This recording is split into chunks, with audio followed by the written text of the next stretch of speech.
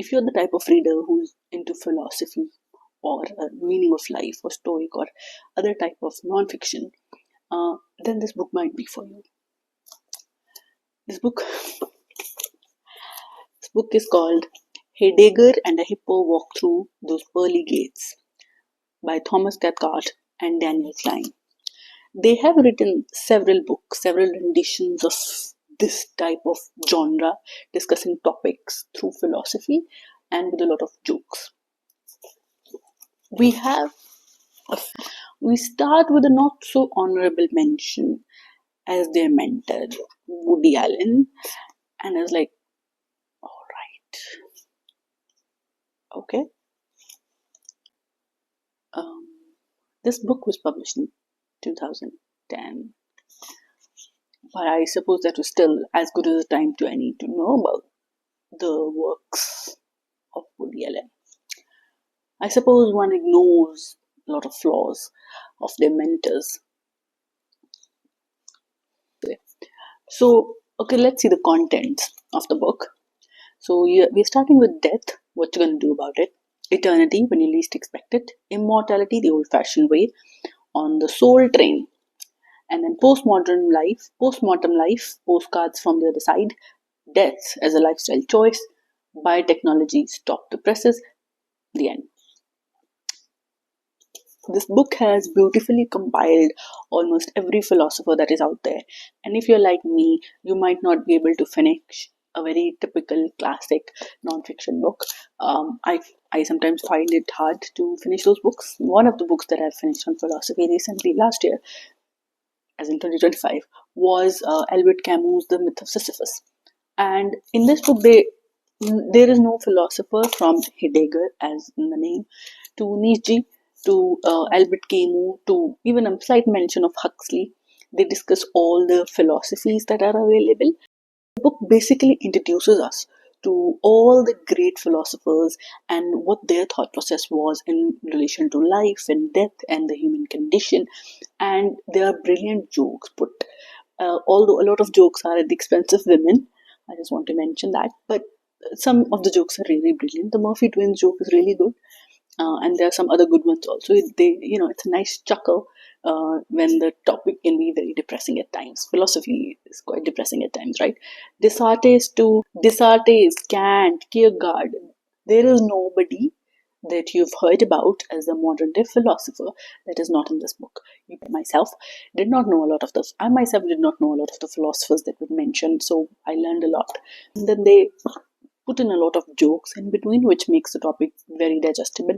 It's like a quick handbook for philosophy, if you will. Especially if you're a philosophy student, I think you will love it. I just find it difficult to read non-fiction at times, even though I'm very, very interested in it. This book does compile them rather beautifully. My only problem is the obsession with Woody Allen. They compare him to Plato once. They call him a philosopher, and again, I have not watched any of the movies or shows by Woody Allen, so I'm not fully understanding probably his impact or whatever on a particular generation of boomers or millennials of the Western world. But I know enough to know the controversy as to why is he problematic. That is enough for me. I did finish it. The book is very well written. The jokes are very beautiful, and it's a very quick read. And it's honestly like these are the questions that you and I have and are going to have. That is the human condition. We will always have these questions no matter where we live. Another hang up that I have, apart from a few weird transitions, is that they did not discuss Eastern philosophies that much. There are a variety of Eastern philosophies, right? Whether there was no discussion of the Chinese, Japanese, or South Korean philosophies, like Korean philosophy. Like there's so many. We've read books on them, right, in the modern world. There's no discussion of those philosophies. They were not Christians to begin with. Like they also had their own philosophies, right, and own indigenous religions. And when we come to the subcontinent, the Indian subcontinent, there's so many religions that have been imported and the ones that have originated here. I don't think the author pay homage to them as much as they pay. The context of the book is very much for Eurocentric white people, as somebody who's in the Indian subcontinent, you will like these. Of course, thankful for enumerating all the global meaning, American, English, uh, and other European authors, but no mention of the Eastern philosophers. One mention of Gandhi, one mention of Buddha. That's it, and a few mentions of Buddha actually here and there. That's it.